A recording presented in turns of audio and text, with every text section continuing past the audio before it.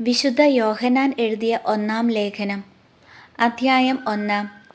ജീവന്റെ വചനം. ആദിമുതൽ ഉണ്ടായിരുന്നതും ഞങ്ങൾ കേട്ടതും സ്വന്തം കണ്ണുകൊണ്ട് കണ്ടതും സൂക്ഷിച്ചു വീക്ഷിച്ചതും കൈകൊണ്ട് സ്പർശിച്ചതുമായ ജീവന്റെ വചനത്തെപ്പറ്റി ഞങ്ങൾ അറിയിക്കുന്നു. ജീവൻ വെളിപ്പെട്ടു, ഞങ്ങൾ അത് കണ്ടു, അതിന് സാക്ഷ്യം നൽകുകയും ചെയ്യുന്നു.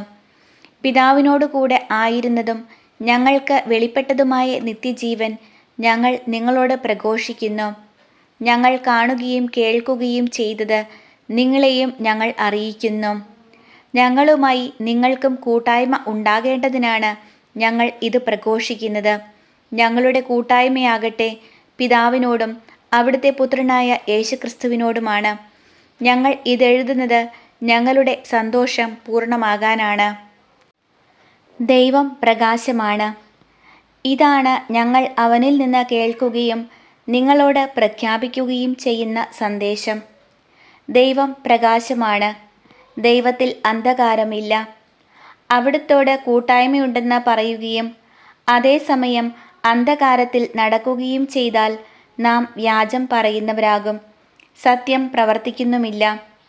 അവിടുന്ന് പ്രകാശത്തിലായിരിക്കുന്നതുപോലെ നമ്മളും പ്രകാശത്തിൽ സഞ്ചരിക്കുന്നെങ്കിൽ നമുക്ക് പരസ്പരം കൂട്ടായ്മയുണ്ടാകും.